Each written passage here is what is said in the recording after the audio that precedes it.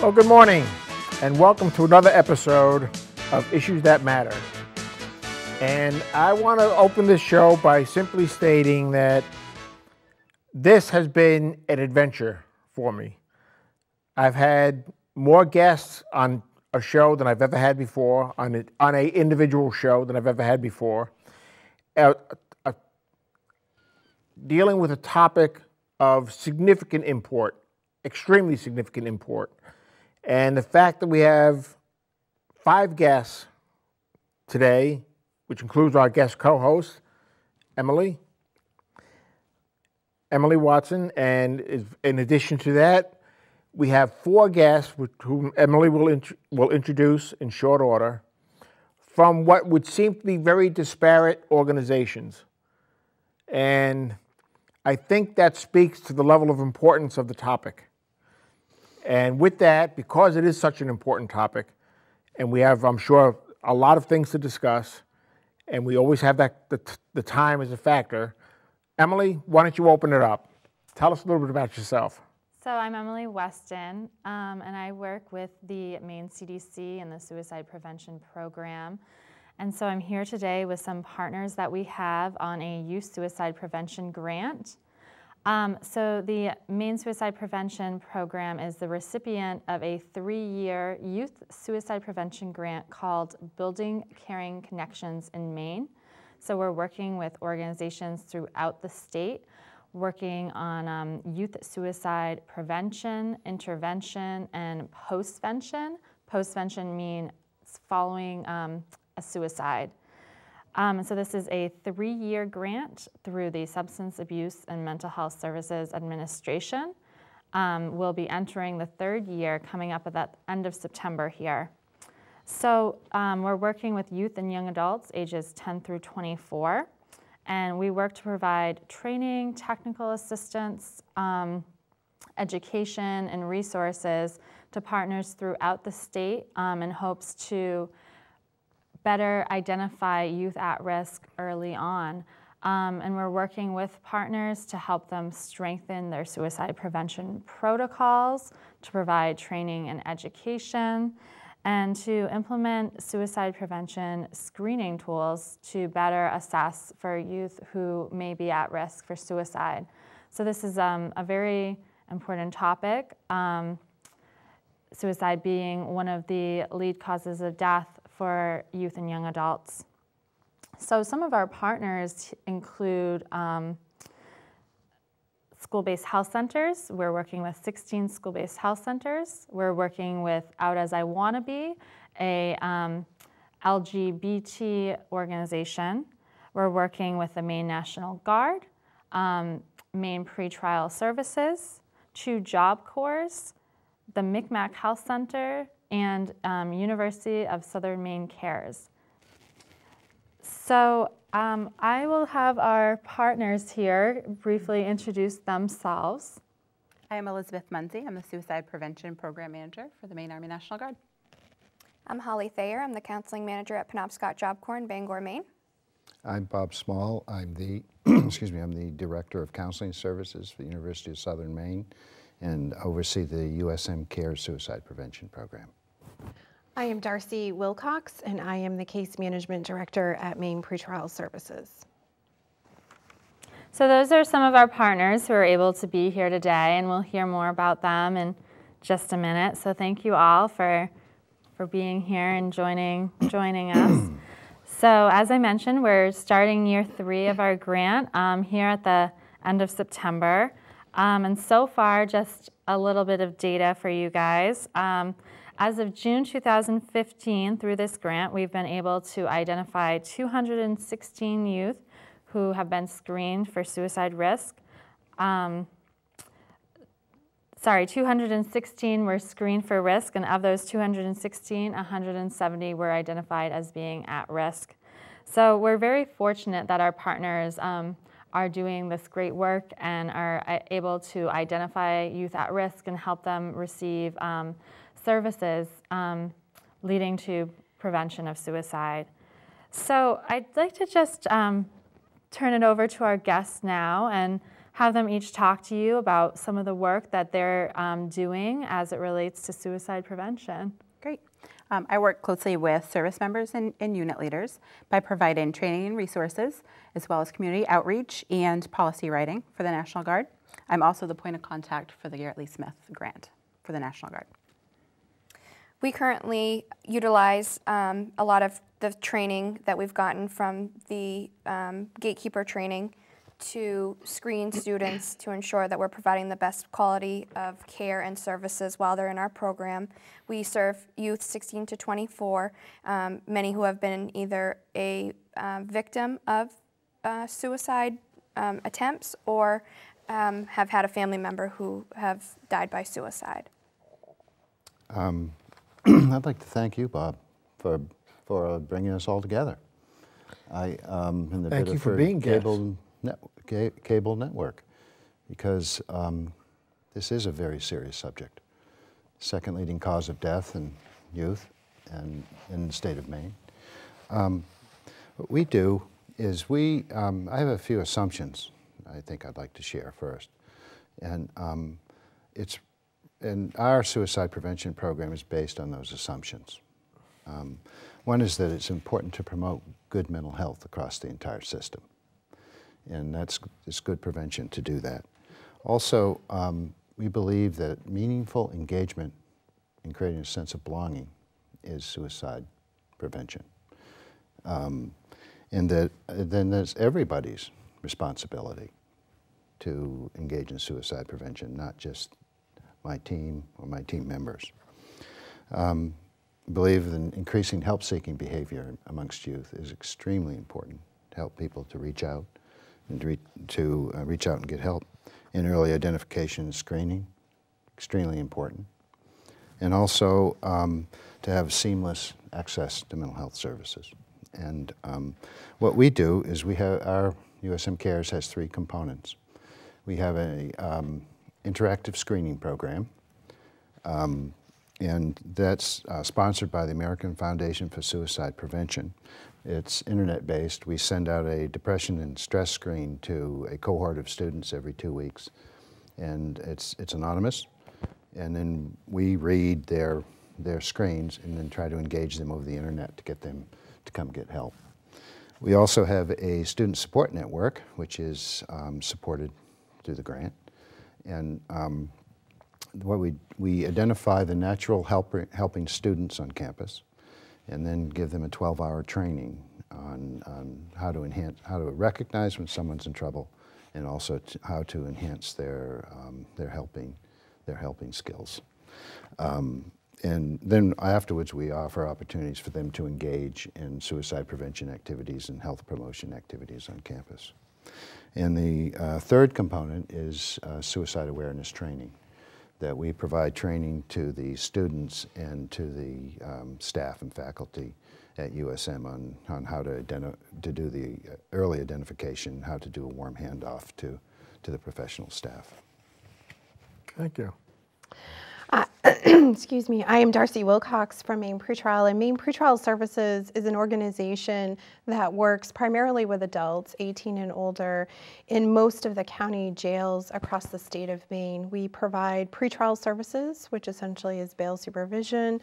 We perform case management duties in the adult drug courts, the family treatment drug courts, the co-occurring disorders courts, and we have a veterans court also in Augusta. We also participate in reentry programs. We perform case management services to those who are getting released from the local county jails. And we also run some alternative sentencing programs throughout the state of Maine. So most of our population, as you can imagine, are at risk for suicide. They present with mental illness on occasion. They typically have a past history of trauma and abuse.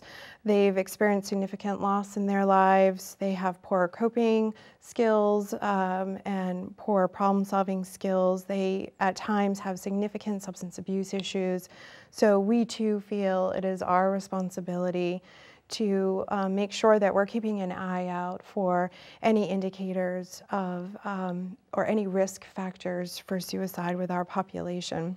So through this grant, we've had the opportunity to participate in the Advisory Council, which has really been a benefit to us, our organization, and our clients because of the amount of networking that has occurred through the Advisory Council. I've heard a lot of wonderful things in the room, and have been able to spread that out statewide with our staff. So that is very critical. We've also been able to train our entire staff. We're an organization that employs under 50 individuals statewide, though, and so to be able to do that was a huge accomplishment for us. We were trained on suicide awareness all the way up to being able to conduct the CSSRS screening tool that Emily alluded to earlier. And we've been able to implement policy and procedure. We had very light policy and procedure in terms of suicide prevention and screening, and we were able to tighten those practices up, which really is to the benefit of our staff and our clients. We've been collecting data, which has been an interesting part for us, and through that data, we've been able to make some necessary adjustments to our process again. Just taking a look at what we had intended to do, what we were doing, and what was working, what wasn't working. So because of that data collection, most recently we were able to change our practice just slightly so that we could capture a bigger pool of individuals in terms of screening. What, and I'll throw this out to anybody who cares to respond to the question, but what was the event, if you will, that turned on the light bulb that this is an area that we need to work with?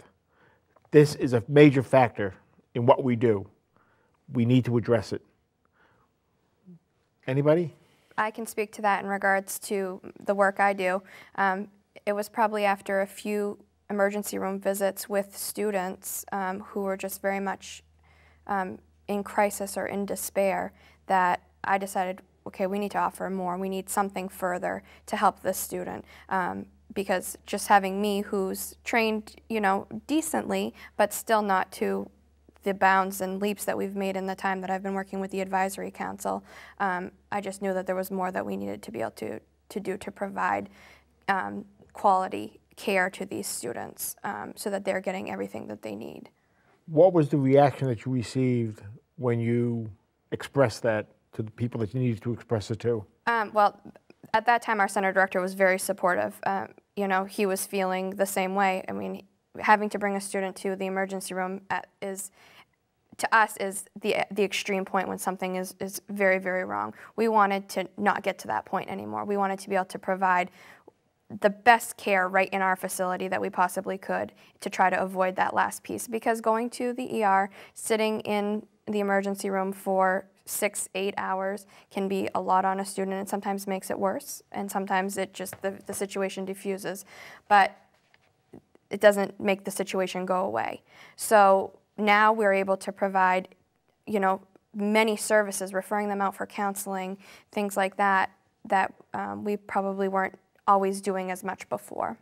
We were waiting till the extreme, point. Bob, you look like you're... I've been I'm a psychologist and have been one for many years. Yep.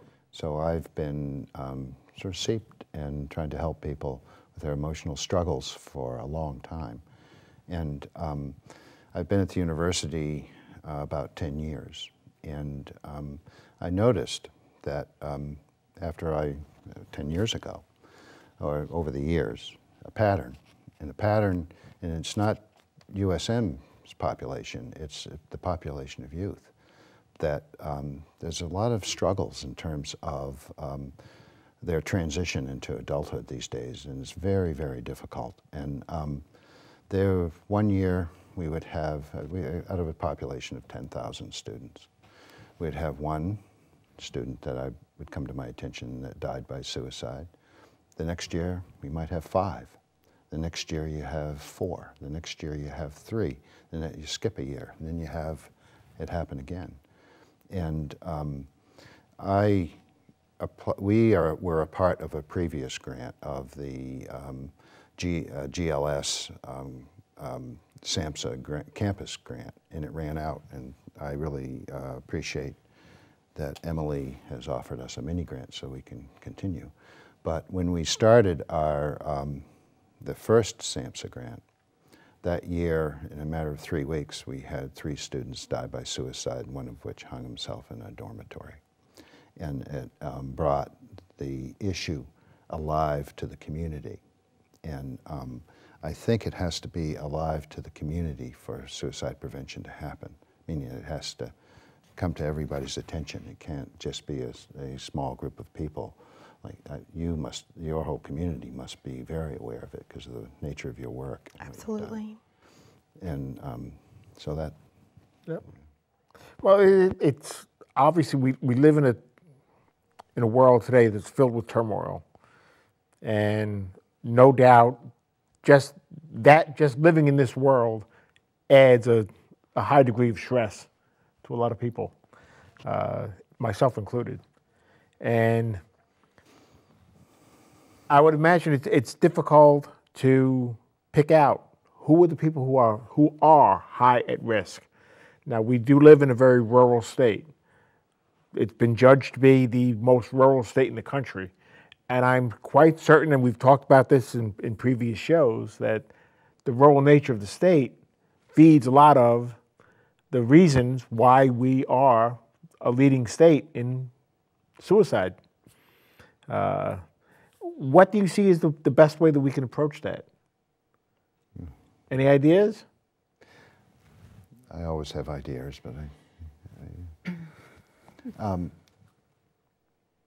suicide, though, is multi-caused, meaning that I think we search for answers to your question, but I don't think they're simple answers, because each person has sort of their own, have lived through their own experience in life and their own families, their own communities. They have their own history that they carry with them.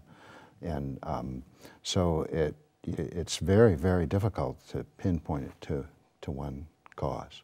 Well, you've just reinforced one of my, and I have a lot of philosophies. You've just reinforced one of my fundamental philosophies, and that is, if something is really worthwhile attacking, chances are it's one of the most valuable things that you can attack. If it's really difficult to do, it's probably the most worthwhile. The easy stuff is like low-hanging fruit. Right. And I can see where this is a very, very challenging thing to attack. I mean, because everybody is so different. And the pressures are coming, in today's world, the pressures are coming from so many different directions. So I would simply say that the mere fact that we can get 4 people from disparate organizations all addressing this, and I would like to think, and I'm fairly confident that this is just representative of what other things that are going on that are having a positive impact. And I want to express my appreciation to the work that all of you are doing to have such an impact on it, because it is critically important. All these organizations are working with very high-risk populations, as some of them have shared.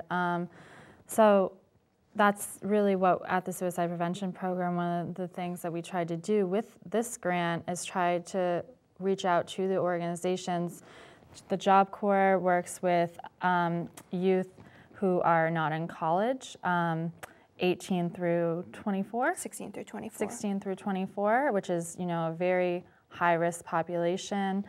College students, juvenile justice, the military, all very high-risk populations. So, if we can work with them to provide them more tools and education and increase their prevention. What are some of the reasons why the 18 to 24 age seems to be a critical age where suicide prevention is of, I would say, inflated proportion? Well, I think a lot of it has to do with youth and adolescent brain development. We know that youth and adolescent brains aren't, the front part of the brain isn't fully developed until 25. So the decision-making part of the brain, the impulse control part of the brain is more active, and just a lot of changes going on in their life. The way they respond to stimuli is different. They're much more in a vulnerable place. The supports that they receive have a really high impact on their outcomes for their future. This is a very interesting phase of life in that it's called emerging adulthood. Okay, so in that whole range, they're not an adolescent, but they're not also a fully fledged adult, which means that it is a period of life that is in between. It's a period of instability. Most young people haven't made the commitments to their life that you do as you get older. It's a period of instability while people aren't making those commitments. So it's a period of identity development, to figuring out who you are in the world. Who are you with other people? Who am I with relationships? What am I going to do vocationally? So just in a normal developmental point of view, it's one of the more interesting and I think challenging phases of people's lives, which contributes to it. I mean, there are many things that contribute to it, to suicide. One of the advantages of having shows such as this is that it builds awareness. What if I'm speaking to a 18 to 24-year-old or a young adult, what might be a tip-off to me that there's an issue here? There's a potential drastic problem taking place right now. What can I do? How would I pick up on that? What are some of the hints, you might say, that I might be looking for? In the Army, we call them invitations, and they're like little balloons that kind of float up in the air. Just kind of things change. They're suddenly depressed, or maybe they're not depressed anymore where they had been for an amount of time. Suddenly they feel relieved, or they're giving away possessions, or they're making remarks of, I'm going to kill myself. And we actually kind of borrowed that from the ASSIST model, which is the Applied Intervention Skills Training developed by LivingWorks. And we do that training, and I'm an ASSIST trainer as well, but we do that training to our service members and family members so that they know what signs to look for and what invitations to look for as well. So that's how we kind of I would imagine that in periods of war or periods of conflict, I would imagine the suicide rate probably spikes up among the military. Yeah, we have 22 veterans a day die by suicide. But the thing that most people don't know is that it's our non-deployed service members, or at least in the Army, so I should say soldiers. Our non-deployed soldiers, or have never deployed soldiers, are the ones who are more often dying by suicide than our soldiers that have deployed. Really? Mm-hmm. Yep. Either I'm missing something, or I find that to be surprising. It is very surprising. Why is that? Not why is it surprising, but Right. why is that the case? Well, we're still working to figure that out, but it could be they're coming into the military. Our new soldiers coming out of basic training, they came into the military with behavioral health issues that they never disclosed, or they're still within that 18 to 24 age range, so they're younger. Many reasons, but those are the ones that we're picking up on the most. Yep. Where do you see this effort going? Where do you see where do you see the end point? At what level might we be able to say we've tackled the issue? It's no longer the crisis that it once was. Another wonderful question. I don't think there's a clear answer to that one either, because I look at suicide through a public health model. just like if you look at your heart conditions through a public health model, that there are risk conditions and there are protective factors. And if you, for example, with your heart, if you reduce your risk, you get exercise, lose weight, don't eat so much fat, you have reduced the risk. But will you still have, will people still have heart attacks? Yes. Now, when you look at suicide, we've got numerous sort of risk and protective factors that are in all of our lives, that are in everybody's life. For example, a risk factor is if you have if you're depressed, if you have an affective disorder, if you have you abuse substances, if you come from you have a background of abuse and homelessness and poverty. I mean, all those things that we know it's hard for people to live and grow in.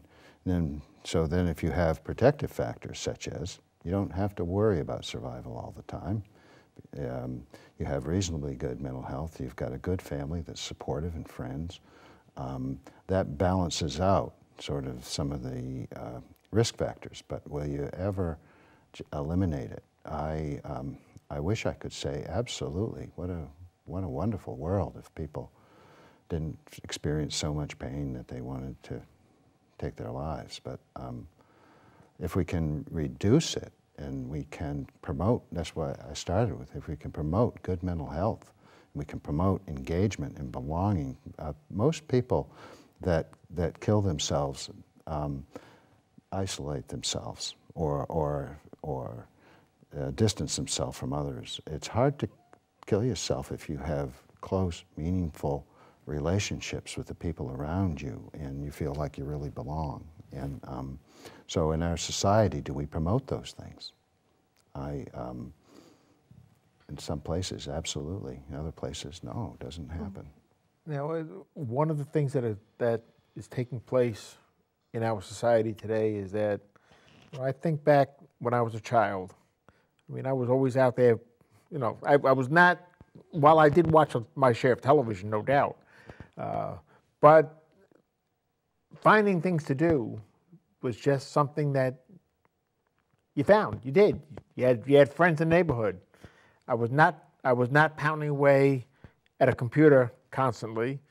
I found ways to entertain myself. That's changed a great deal. And I'm wondering how much does that factor play into what you folks are dealing with on a regular basis? Does that make sense? Absolutely. Well, it's another risk factor for sure. One of the things that we tell people to look at is changes in behavior. And so what's normal when I was a kid isn't necessarily what's normal for kids now. But if there is, a student who is playing video games all the time, that could be a risk factor in its own, but that could also be their normal behavior. So, looking for changes in what's normal for students. But it is, it is a different world for kids today, for sure. So I'd like to hear a little bit more about your organizations. Why don't you guys go around and talk about how it's been to start implementing suicide prevention into your work? Because it's not always an easy thing. You guys are doing really big work here. So what have been some of the challenges that you have faced along the way trying to implement suicide prevention, and how have you overcome some of those challenges? So the National Guard is very unique because we only see our soldiers once a month and 2 weeks a year for annual training. So trying to incorporate all of the trainings that are required into that short amount of time has been very difficult. So we've overcome that by building a more collaborative program through our behavioral health department. So we have incorporated substance abuse, suicide prevention, resiliency, sexual assault and response, and developed a more comprehensive training that we can provide in a shorter amount of time. So we kind of integrated the programs together, and we're utilizing that to get the trainings done. And so that's been working well? It has been, yes. I would say the biggest challenge for us was ensuring that our staff feel comfortable asking the questions. Just because typical staff that used to ask, some questions about suicide was more so the counselors or the wellness staff. Now we have teachers, residential advisors, security staff, dining commons staff, being able to be comfortable to ask those questions. And it wasn't that they had resilience towards that, it was just helping them feel comfortable in doing so. And I would say that they have done a great job, because we now have a mentor program, so every staff on center has students that the students choose as a mentor. And it's just an extra relationship there. And it can be anyone from a janitor to a finance person to a rec staff who is working with 2 to 3 students, and just building those relationships so that these students are feeling comfortable in disclosing when they do have something going on, or if they are feeling depressed or at a different space. And with that, with the training we've had, the staff now feel comfortable reaching out and helping them get the appropriate services that they need. So was that a big culture shift that you felt took a lot of time, and how did you help your staff adjust during that time? I would have to say I work with a really great staff, so they really grasped on quickly, and it was a big change because they weren't comfortable ever asking a question. It was always, let's refer them on to their career counselor, let's refer them on. But now they're taking the time to listen to the student, to hear them out, and giving them that extra, I'm here for you. And sometimes that's all the student needs to hear, because they've not always heard that in their life. I think our greatest challenge is sustainability, meaning that when we had the prior SAMHSA grant, we were reasonably funded. So we were able to provide the full range of services, full court, And then when we lost that grant, and I, again, really appreciate the Maine CDC and the Maine suicide prevention folks, because they've been able to support part of our program. So is the resources ebb and flow. The financial resources ebb and flow, the services ebb and flow. And that's been a challenge. I honestly don't know what's going to happen next year when your grant's gone. We may have to give up a portion of our program. The other piece, the other challenge, which kind of goes along with this, as you increase suicide awareness. Myself, I have a staff of psychologists and social workers and counselors that deal with people that are acutely dealing with these sorts of issues. As you increase the awareness, you increase the volume. So if what's the balance between doing outreach and doing suicide prevention versus doing the intervention? It's a challenge to take care of all of those needs. And also what happened, suicide, to keep suicide in the forefront of the awareness of a community is a challenge. And resources flow behind that if you keep the awareness. However, and when you work for a institution that have multiple priorities, and one that's been through intense organizational change, it's a challenge to keep the focus out. So we do a lot. We try to do our suicide awareness trainings. We do a lot of what we call tabling events, wherever students are and faculty, where we give materials out. We try to keep it on the forefront, but it's a challenge. For us, we have extraordinary staff, and so being able to roll particularly the CSSRS tool out for screening purposes has been fairly easy for us. However, our challenge is the culture of a jail. Folks that are incarcerated are coming in unstable. Probably the worst thing in their lives has just happened. They've been arrested, they've lost their freedom. And so it's difficult to get an accurate reading from them in terms of what's happening, how they're feeling. Are there thoughts of suicide, and what's that like for them? Because there are some consequences for folks who acknowledge that they might be suffering inside while they're incarcerated, because it could prolong their incarceration. It might prevent them from going home. So that's been our biggest challenge, I think, is making sure that we are reaching those folks, we're getting accurate readings. And so we, as I mentioned before, we're just changing up our practice a bit so that we can have that conversation again when they're released into the community, and hopefully create a safe place for them to do that at our local offices with a case manager, so that there isn't any unintended consequences for them being honest about how they feel. So I would say that was the biggest challenge for us. One of the things that I want to get across to all of you is that I do not want our focus on suicide prevention to be a one and done thing. I don't want to just have this month focusing on suicide prevention and then not dealing with it for God knows how long.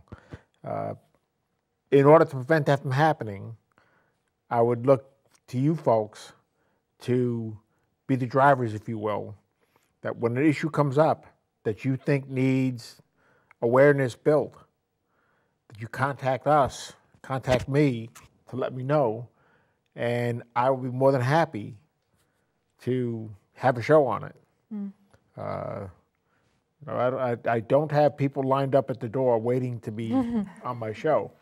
And once they're on the show, they may not be too anxious to be on the show again. I don't know. In any event, no, I'm serious when I say I don't want this to be one and done. I want to have an ongoing. Well, neither do we. Right. There's a flip side to this that I think is always important to talk about, and in the future, it might be a good thing to focus on as well, is hope. Because people, when they are feeling suicidal, personally, I think they're feeling lost, and many people hopeless. And many people that go through it, that don't kill themselves, find hope in their life. And they grow, they change, the circumstances change. Maybe they learn through what they've gone through to find hope. And I have great hope because we have these people, because you're having this show. And I think that any of your viewers, I don't want them to go away feeling like, well, it's hopeless, because it's not. The larger question, I'm coming back to your previous question, the larger question of, are we ever going to eradicate it? No, but can we give people hope that they can have a positive future, that they can have relationships, that they can feel better about their life?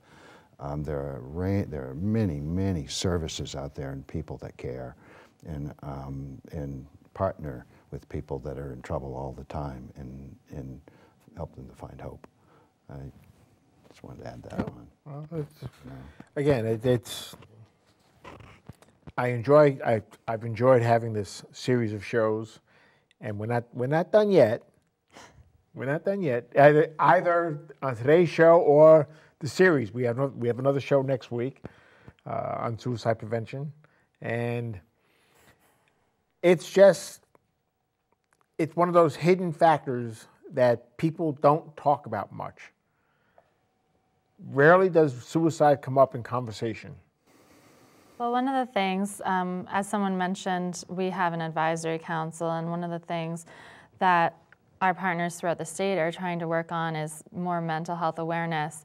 Because it is true, while we have come a long way in terms of talking about suicide than what it was 15 years ago, a stigma does still exist.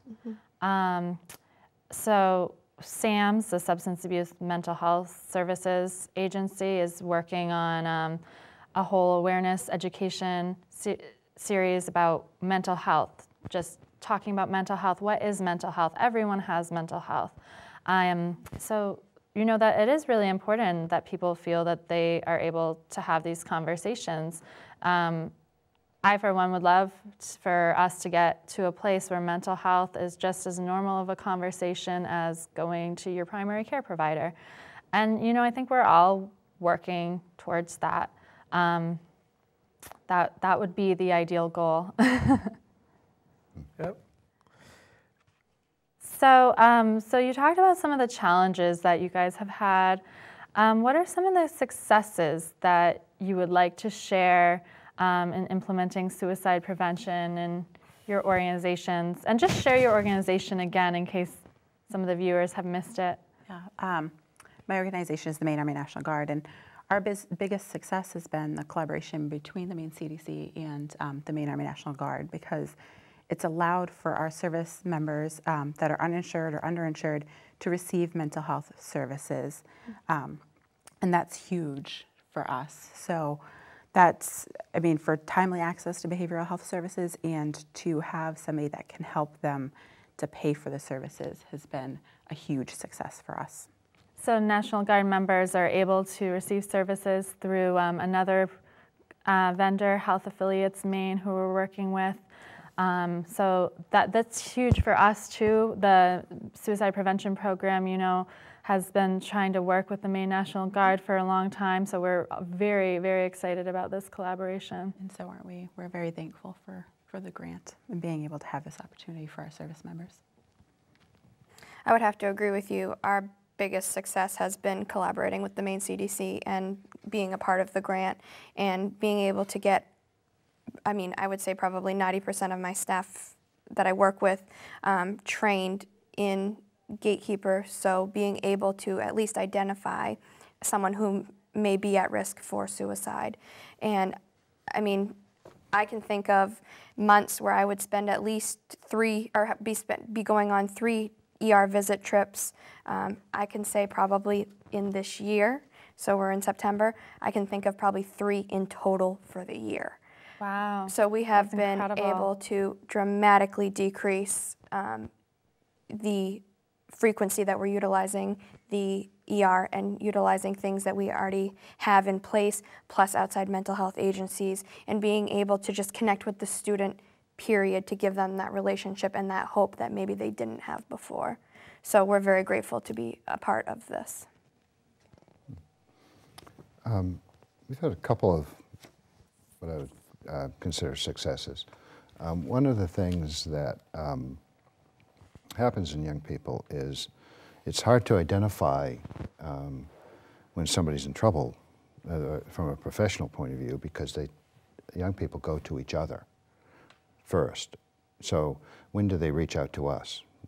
It's usually after they've been struggling for a while. So there are a lot of people out there that we know just statistically are in trouble, but are they reaching out and getting help?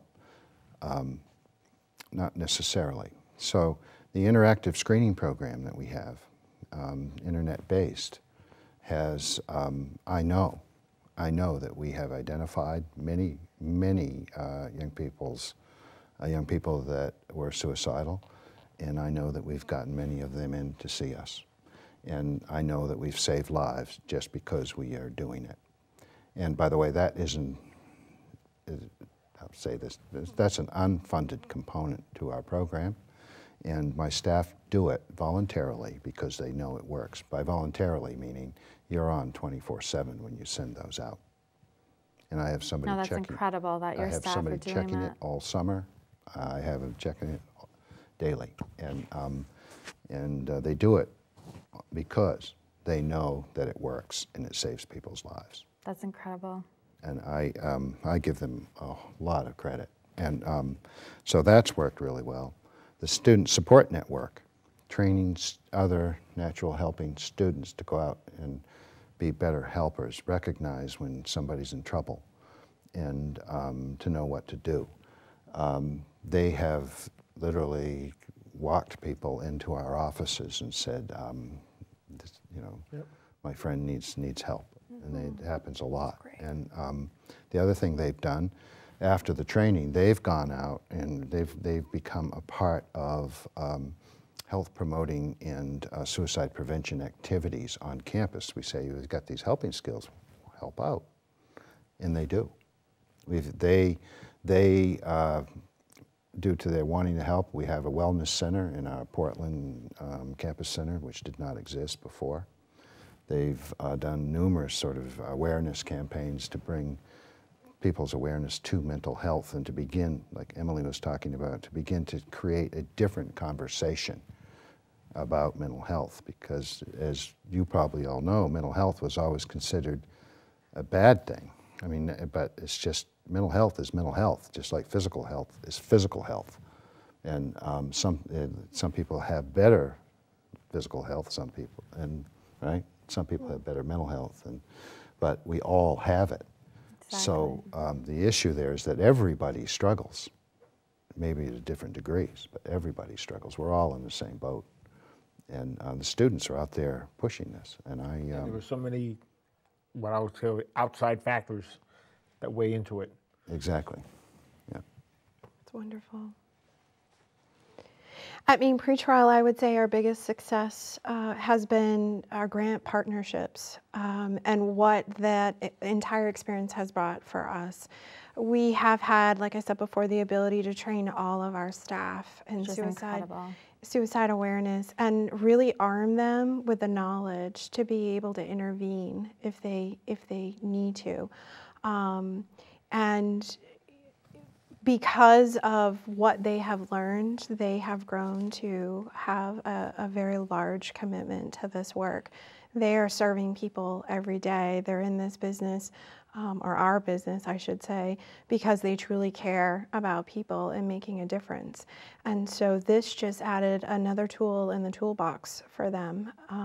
The type of feedback that I have received from our staff is that they feel more secure.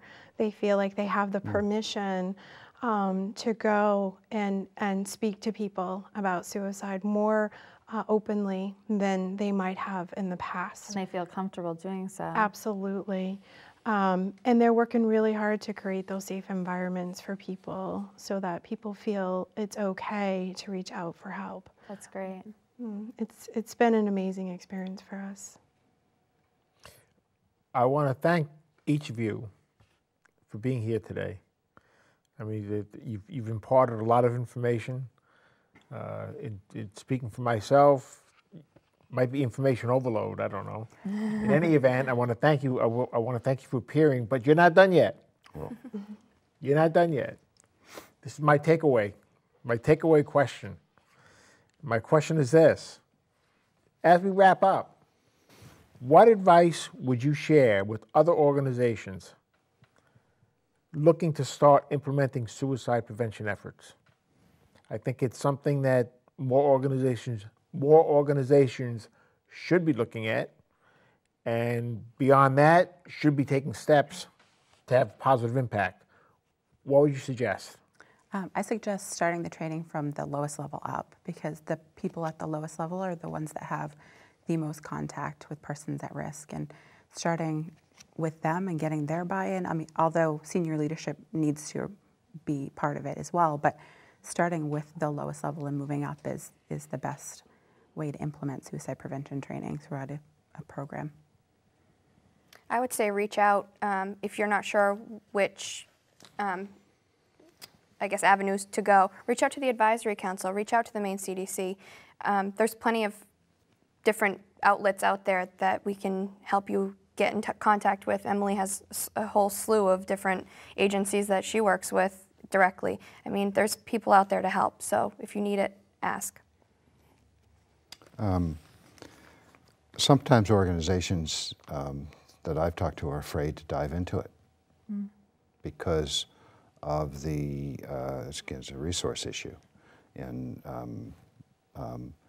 I'd say, first piece of advice is don't be afraid. Just do it. And yes, is it sometimes a lot to manage, but just do it because the benefits far outweigh the costs, far outweigh them. And then the other piece of advice is start sustainability efforts at the very beginning. Don't forget that. How are you going to sustain it? And what I've tried to do is to integrate it into the system, meaning that our students that we've trained are working in, they get work-study jobs and they do things at the Veterans Resource Center, at our Multicultural Center, at the at the Center for Sexuality and Gender Diversity, in the Wellness Center, in the dormitories, so you integrate it across. You got to, for me, to sustain it, have to find a way to become just a part of what happens. And anyway, that would be my advice. Darcy? My advice is, well, first, we know that suicide is preventable. So it is necessary work, especially if you are dealing with an at-risk population.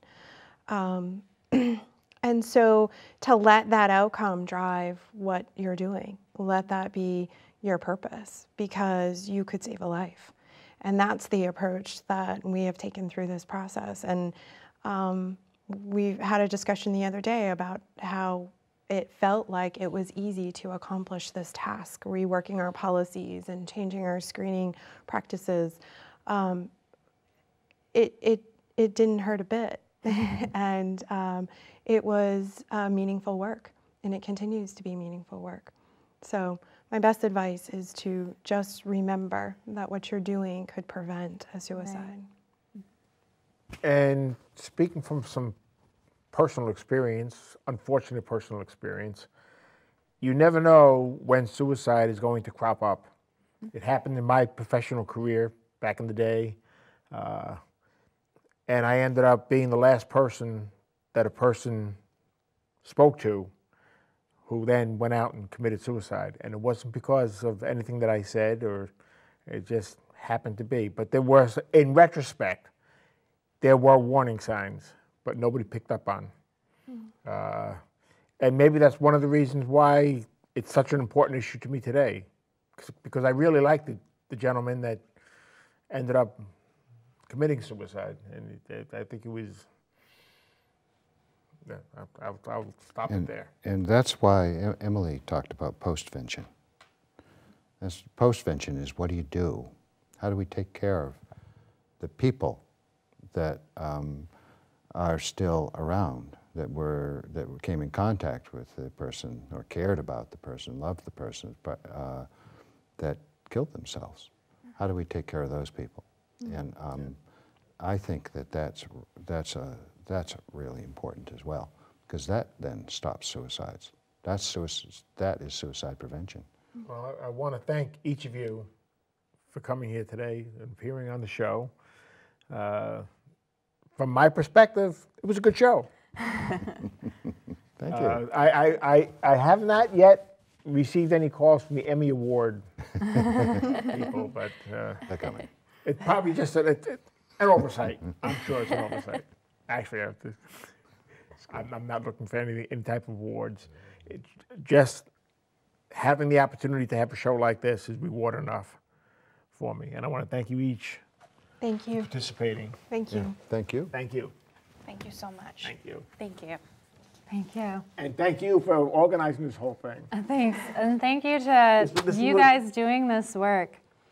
They make it sound easy, but it's not super easy. It can be challenging, and the fact that you're all making it a priority is huge. Thank you. Yep. Thank you. And if you're a viewer and you have any inclination to get involved, by all means, you've received information, places to call, people to talk to.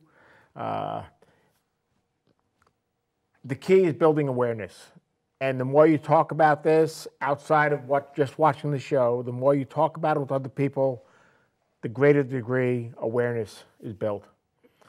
With that, I will bid you a fond farewell. Have a great day. Make it a safe one.